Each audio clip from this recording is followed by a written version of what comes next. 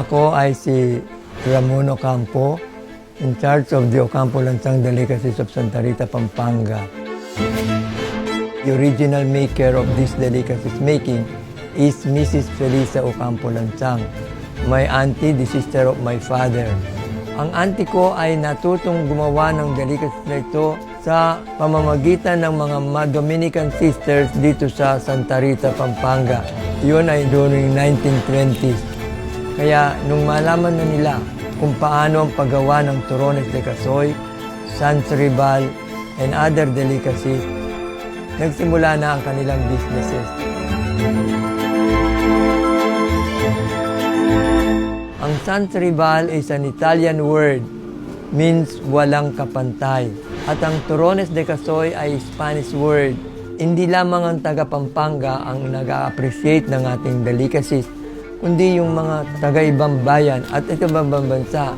Kapag umuwi sila dito sa Pilipinas, ang hinahanap nila ay ang turones de casoy at sansribal.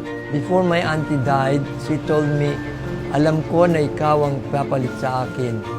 At tandaan mo, huwag mong papalitan ng paraan ang ingredients ng sansribal at turones. The quality is there. Always there. Kasi whenever we make the product, even our workers, they made it with their appreciation, with their love. Dahil ina-appreciate ng mga tao hanggang ngayon, itong delicacies na ito, we are encouraging our relatives, halimbawa yung mga apo namin, mga pamangkin namin, na magtrabaho dito para makuha kung paano ang ginagawa ito. We are practicing them kasi matanda na kami. My auntie started it 1920, so ngayong taong na ito, 2020, ay 100 years na.